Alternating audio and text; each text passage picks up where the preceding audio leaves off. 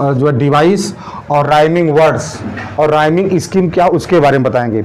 अगर आप ध्यान से देखेंगे तो lesson number 4 a thing of beauty John Keats लिखा है, उसमें राइमिंग स्कीम के बारे में प्रश्न पूछा जाएगा और पूछा जा सकता भी, ये भी समझ लीजिएगा।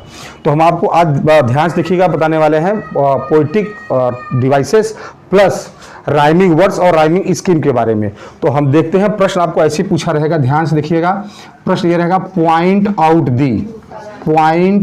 दी rhyming scheme, rhyming schemes, SCHEMES, rhyming schemes in given above stanza, यानी उपरोक्त जो पद्य खंड दिया रहेगा उसमें समय राइमिंग स्कीम का जो है सर्च करना होगा, उसका पता करना होगा कौन सा राइमिंग स्कीम का प्रयोग किया गया है। तो सपोज दैट मान लीजिए कोई एग्जांपल दिया है, उसको हम आपको बता रहे हैं, इस प्रश्न को ऐसे सॉल्व कर दिएगा। आंसर जब भी लिखिए, प्रश्न रहेगा 3 नंबर, इसका मार्क्स कितना रहेगा 3 नंबर पे ध्यान रखेंगे। ये प्रश्न जब भी आएगा कितने नंबर का रहेगा 3 नंबर का रहेगा। तो इसका हम आंसर लिखेंगे, क्या लिखेंगे, the poet aptfully uses the rhyming scheme, RHYMING, rhyming schemes in given above stanza। ठीक, इसका मतलब क्या हुआ, एप्टफुली माने होता है चतुराई पूर्वक। क्या होता है, चतुराई पूर्वक, यानी कवि ने उपरोक्त पद्यखंड में चतुराई पूर्वक राइमिंग स्कीम या तुकबंदी का जो है प्रयोग किया है। तो इसको जब भी लिखेंगे इस तरह से आप कॉलम बना लीजिएगा, ध्यान रखें।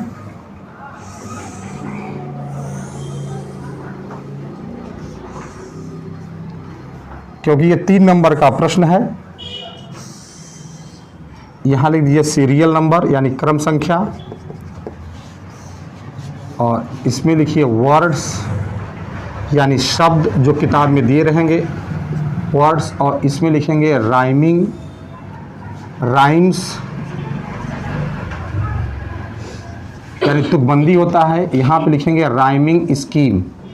ये कंपटीशनों में भी पूछता है, अगर आप किसी भी कंपटीशन का एग्ज़ाम दे रहे हैं वहाँ पर भी ये प्रश्न पूछता है, खासतौर से NDA हुआ, CDS के एग्जाम में ऐसे प्रश्न पूछे जाते हैं। तो राइम्स का मतलब क्या होता है, राइमिंग वर्ड्स पहले समझ लो निकालते कैसे हैं। कविता का जो अंतिम शब्द दिया रहेगा, अंतिम वाला जो शब्द रहेगा उसको उसके नीचे वाले अंतिम शब्दों को मिलान करके उच्चारण से भी प्लस शब्दों से दोनों से मिलान करते हैं। अगर जो शब्द मिलेंगे तो उसको हम क्या मानते हैं, राइम्स। ठीक है, अंतिम शब्द ध्यान रखना, कविता का जो अंतिम शब्द रहेगा उसके नीचे वाली लाइन, फिर उसके नीचे, फिर उसके नीचे, देखते चले जाएंगे तो अपने आप पता चल जाएगा। जैसे मान लीजिए फॉर एग्जांपल नंबर 1 हम देखें तो आपका जो चैप्टर है ए थिंग ऑफ ब्यूटी जो जॉन किट्स साहब ने लिखा है, पैरा नंबर जो है 2 में उन्होंने काफ़ी जो है पोएटिक डिवाइसेस के रूप में भी जो है और राइमिंग वर्ड्स का बहुत यूज किया है। जैसे सपोज दे दिया उन्होंने डर्थ, DEARTH, डर्थ का हुआ अर्थ, EARTH। तो पहली लाइन में डर्थ लिखा है यानी इनह्यूमन डर्थ, उसके बाद उन्होंने अर्थ लिखा है। तो ध्यान रखिएगा EARTH कॉमन है। तो हाई स्कूल में हम जब लिखते थे वर्ड्स और राइम्स तो खाली वर्ड्स, अगर डर्थ दिया था उसका हम अर्थ लिख देते थे, हमको वहाँ पे 2 नंबर मिल जाता था। बट हमारा स्टैंडर्ड क्या है 10+2 है, तो वहाँ पर हम ध्यान रखेंगे हमसे क्या प्रश्न पूछेगा, राइमिंग स्कीम। इससे हमारा कोई मतलब नहीं है, पूछेगा सिर्फ इतना राइमिंग स्कीम, हमें क्या बताना है, राइमिंग स्कीम्स को बताना है। तो कैसे इसको निकालेंगे, इसको मान लेंगे ए। अब इसका भी उच्चारण इसका उच्चारण बराबर आ रहा है तो इसको भी क्या मान लेंगे ए। तो इसका जो राइमिंग स्कीम क्या हो जाएगा, ए क्या हो जाएगा, स्मॉल ए लिखिएगा। बहुत आसान है। पहली लाइन में सपोज मान लीजिए पहली लाइन में अर्थ दिया है, लास्ट में डर्थ दिया है, उसके निचले वाली लाइन में अर्थ दिया है, तो EARTH दोनों शब्द कॉमन मिल रहे हैं, तो इसका कहलाएंगे राइमिंग वर्ड्स कहलाएंगे। और ये क्या कहलाएगा, ए राइमिंग स्कीम।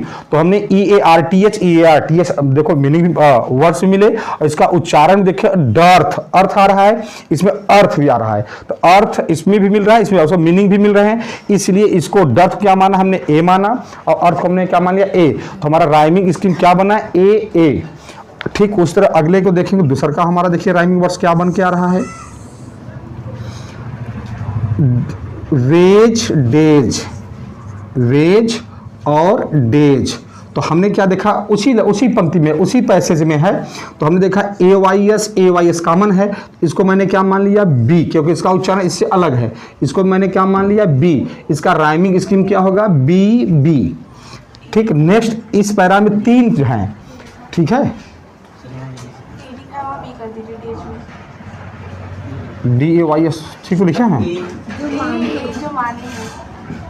अच्छा, ये B, ठीक। तीसरे में देखिएगा आल और पाल, आल और पाल दिया है, ALL, आल और पाल। यहाँ पाल का मतलब गडरिया से मत समझिएगा, यहाँ पाल का मतलब वेल या कर्टेन, पर्दा होता है। तो ALL आल और ALL, इसमें भी है पाल में, तो इसको क्या मान लेंगे C, इसको भी क्या मान लेंगे C, और इसका राइमिंग स्कीम्स क्या हो जाएगा, CC। अब यहाँ पे आप बाकायदा आंसर लिखेंगे, टोटल राइमिंग स्कीम बराबर टोटल राइमिंग, यही आपका आंसर है। बशर्ते 3 नंबर का प्रश्न है। जब इतना आप समझा के लिखोगे, कोई भी टीचर कहीं से डाउट नहीं करेगा। आपको राइमिंग स्कीम निकालने का ही तरीका होता है। ध्यान रखेंगे, आगे अब नहीं बढ़ेंगे, अगर पुनः मिलेंगे फिर AA लगा देंगे, फिर BB CC जो रहेगा उसी क्रम में लिखते चले जाएंगे। कभी ऐसा भी हो सकता है कि एक ही शब्द दिया, तो अगर एक शब्द खाली एक सी लिखा जाएगा। तो राइमिंग स्कीम बराबर rhyming scheme, total rhyming scheme, SCHEME, total rhyming scheme बराबर क्या हो जाएगा, AABBCC। ये हमारा आंसर हो गया। ये प्रश्न 3 नंबर में, यहाँ पर भी आप लिख सकते हैं बराबर के रूप में, AA हल्का स्पेस रखेंगे, BB कामा मत लगाइएगा, और क्या हो जाएगा, CC। या ऐसा प्रश्न अगर आप NDA CDS या किसी भी कलर ग्रेड में जाते हैं, तो वहाँ पे एक प्रश्न पूछता है, एक पैसेज दिया रहेगा, यानी एक संज्ञा दिया रहेगा पोयम का, आपसे पूछेगा इसकी में राइमिंग स्कीम कौन सा प्रयोग किया गया है, उसमें ऑप्शन दिया रहेगा। तो आपको आंसर निकालने का आसान तरीका यही है, पहले आप राइमिंग वर्ड सर्च कर लो, या अंत वाले शब्द को, बीच वाले शब्दों से कोई मतलब नहीं है, अंत वाले शब्दों को देखिए, अगर उनके उच्चारण और शब्द एक जैसे मिल रहे हैं तो पहले वाले के AA मान लीजिए, फिर अलग जो उसका उच्चारण होगा उसको BB मान लीजिए और CC मान लीजिए। तो आपको ये इस तरह से राइमिंग स्कीम निकाला जाता है। तो AABBCC इसका आंसर हुआ। आप यहाँ पर आसानी से आंसर लिख सकते हैं। ठीक, ये हमारा आंसर हो गया। अब हमारा ये कंप्लीट मार्क्स हुआ। तो ध्यान रखेंगे, इस तरह से भी प्रश्न बोर्ड की परीक्षा में पूछे जा सकते हैं, क्योंकि लेसन नंबर जो आपका 4th है, ए थिंग ऑफ ब्यूटी, जिसके जो है पोएट है और जॉन किट्स साहब, बहुत ही महत्वपूर्ण चैप्टर है। तो ध्यान रखेंगे, ए थिंग ऑफ ब्यूटी में से यही प्रश्न बनेंगे, राइमिंग वर्ड्स के, राइमिंग स्कीम और राइमिंग वर्ड्स के ही प्रश्न बनेंगे।